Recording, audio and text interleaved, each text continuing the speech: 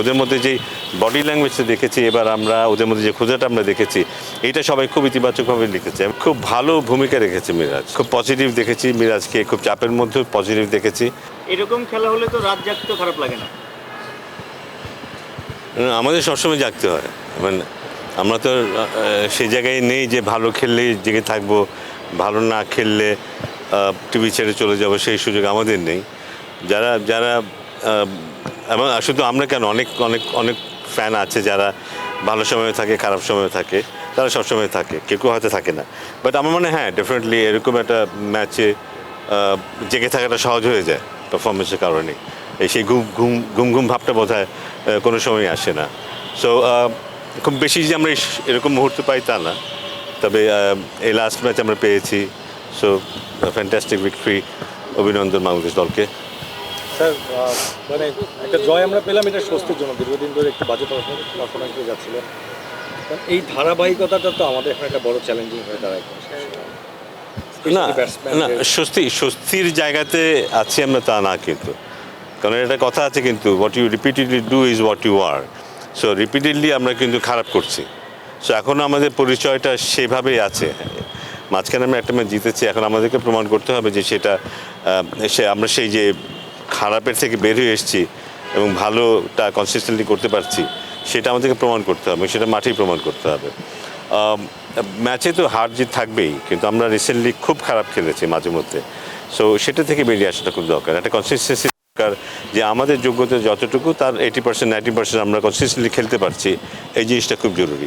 সেটাই আশা করবো। তারপরে হয়তো আমরা হেরেও যেতে পারি, কখনো কোনো জিততেও পারি, কিন্তু স্যাটিসফ্যাকশনের জায়গা হবে ওটাই, যদি আমরা সেই কনসিস্টেন্ট লেভেলটা ধরে রাখতে পারি। মিরাজের ক্যাপ্টেন্সি কেমন দেখলেন? Bowling change, field set up, ব্যাটিংও আমরা দেখেছি একটু উলটপালট হয়েছে। পাশাপাশি সেকেন্ড ইনিংসে দেখলাম যে আমরা এগ্রেসিভ একটা ভাব দেখেছি দীপু, মিরাজ, সাদমান সবার মাঝে। সব কিছু মিলে টিম ম্যানেজমেন্ট এবং ক্যাপ্টেনের সবার ডিসিশন কেমন দেখেছি? আমার মনে হয় যে খুব ভালো ভূমিকা রেখেছে মিরাজ। বোলিং চেঞ্জের সময় আমরা অনেক সময় দেখেছি হঠাৎ করেই বোলিং চেঞ্জ হয়েছে এবং পার্টনারশিপ ভেঙেছে। সো আমার মনে হয় যে প্রেশারে থাকলেও সেটা সেটা সিদ্ধান্ত গ্রহণে খুব বেশি নেগেটিভ ভূমিকা রাখেনি।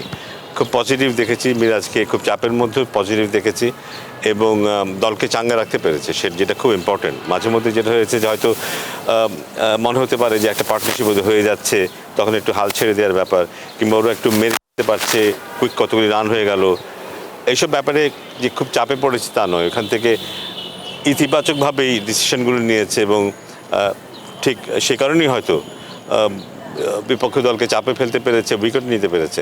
সো আমার মনে হয় যে খুব ভালো ক্যাপ্টেন্সি দেখেছি মিরাজের কাছ থেকে এবং খুব ভালো রেসপন্স করেছে পুরো টিম। সেটা খুব ইম্পর্টেন্ট এবং পুরো টিমকে মনে হয়েছে যেন ওরা জেতার জন্য মরিয়া হয়ে খেলছে। সেখানেও ডেফিনেটলি ক্যাপ্টেনের কৃতিত্ব আছে, ম্যানেজমেন্টের কৃতিত্ব আছে। So very well done. পেসারদের পর তাইজুলের বোলিংটা কেমন দেখেছিলাম? প্রথম টেস্টে তাইজুল সত্যি আমাদের একটু হতাশ করেছিল, কারণ তাইজুল যে মানের বোলার। আমাদের একটা সুযোগ ছিল প্রথম টেস্টে, কিন্তু প্রথম ইনিংসে 300 রানের বা 300 এদিক ওদিক একটা রানের মধ্যে আটকে রাখা। তাইজুলের বলটা করতে পারতো প্রথম টেস্টে, সেটা সম্ভব ছিল হয়তো। সেই হতাশা এবার দূর হয়েছে। দারুণ বোলিং করেছে, কোনো সন্দেহ নেই। শুধু যে উইকেট নিয়েছে তা নয়, ওদেরকে অসম্ভব চাপে রেখেছে, যে কারণে বিপক্ষ ওই সাইড থেকে পেস বলাররা কিন্তু উইকেট পেয়েছে। সে কারণে মিরাজের মুনশিয়ানও এখানে, কিন্তু মিরাজ নিজেকে খুব বেশি ব্যবহার করেনি। ও বুঝতে পেরেছে যে ও ততটা এফেক্টিভ ছিল না যতটা তাইজুল ছিল অথবা পেস বলাররা ছিল। সো আমার মানে চমৎকার একটা ক্যাপ্টেন্সি দেখেছি, প্লাস তাইজুলকে বডি ল্যাঙ্গুয়েজ দেখে মনে হয়েছে যে ও খুব পজিটিভ ছিল এবং ভূমিকা রাখতে পারবে, এই বিশ্বাসটা ওর মধ্যে ছিল। জয়ের পর মিরাজ অথবা দলের কারোর সাথে কথা হয়েছে আপনার? হ্যাঁ, কথা হয়েছে আমার সাথে। স্বাভাবিকভাবেই ওদের অভিনন্দন জানিয়েছি এবং এটাই তো একমাত্র বলার জিনিস যে এখন এইটা ধরে রাখতে হবে, কনসিস্টেন্সি ধরে রাখতে হবে। এই যে ক্ষুধাটা আমরা দেখতে পেয়েছি, আমি অনেক কমেন্ট দেখেছি ফেসবুকে, সবাই কিন্তু একটা ব্যাপার বলেছে যে ওদের মধ্যে যেই বডি ল্যাঙ্গুয়েজটা দেখেছি, এবার আমরা ওদের মধ্যে যে ক্ষুধাটা আমরা দেখেছি, এটা সবাই খুব ইতিবাচকভাবে লিখেছে। এবং এমনকি আমি এক কথা বলছিলাম যে আমরা ম্যাচ হেরে গেলেও তারা সন্তুষ্ট ছিল, তাদের শুধু বডি ল্যাঙ্গুয়েজের কারণে। তারা খুব চেষ্টা করেছে, এবার এটাই সবচেয়ে বড় জিনিস, এবং চেষ্টার ফল পেয়েছে, একটা ইতিবাচক ফলাফল আমাদের দিকে এসছে। টেস্টের জন্য এই ইয়াংদের পারফরমেন্সটাকে আসলে কিভাবে দেখেন? কারণ টেস্টে আমরা অনেকদিন ধরে আসলে সিনিয়রদের উপর অনেকটা ডিপেন্ড ছিল, কিন্তু পারফরমেন্সে হতাশা ছিল। কিন্তু এবার একেবারেই বলতে গেলে একটা ইয়াং টিম, মানে অনেক ইয়াংরা উঠে এসেছে এই টেস্টে। ব্যাপারটা বোধহয় একটু অন্যরকমভাবে দেখা যায়। জিনিসটা হচ্ছে যে প্রত্যেকটা সময়ের তো একটা ডিমান্ড থাকে। 15 বছর 20 বছর আগে আমরা যে ধরনের ক্রিকেট খেলতাম, যে কারণে ক্রিকেট খেলতাম, সেটা এক ধরনের ছিল। 10 বছর আগে আমরা যেভাবে যে কারণে খেলেছি সেটা একরকম ছিল। এখন আমরা যে জন্য ক্রিকেট খেলি সেটা পারপাস কিন্তু ভিন্ন। 15 বছর 20 বছর আগে আমরা মোটামুটি সম্মান রাখতে পারলে আমরা খুশি হতাম। 10 বছর আগে আস্তে আস্তে আমরা যেতে শুরু করেছি, হ্যাঁ আমাদের মতো দলগুলির সাথে আমরা জিততে চাই, কিন্তু এখন কিন্তু আমরা যে কোনো দলের সাথে জিততে চাই।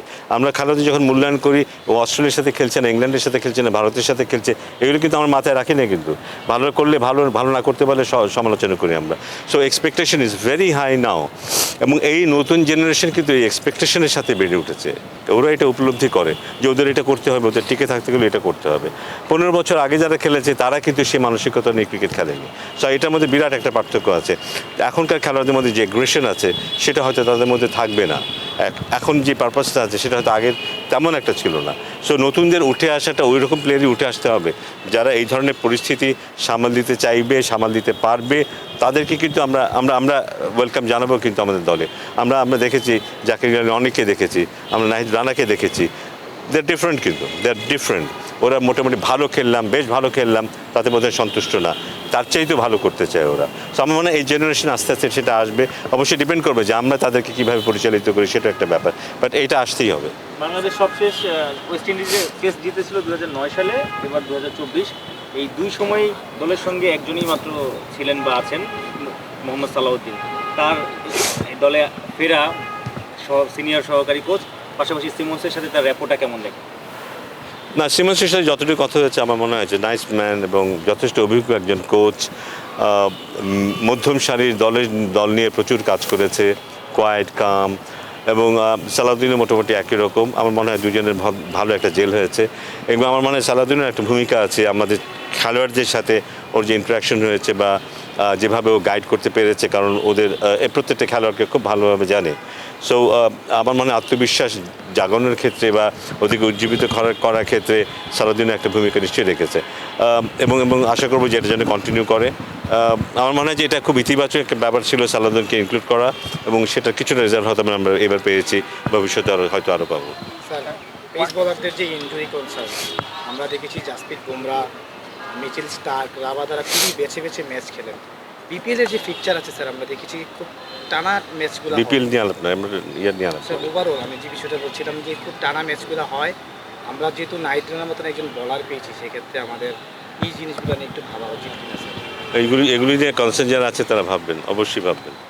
স্যার, জাকির আলী অনেকের টেস্টের আগে ওয়ানডে এবং টি20 ডেবিউ হয়েছিল, এবং টেস্টের খেলা দেখার পর আসলে অনেকে মূল্যায়ন করছেন যে আসলে ওয়ানডে এবং টি20 যে জাকির টেস্টে পরিণত, তার ব্যাটিং নিয়ে আপনার মূল্যায়ন?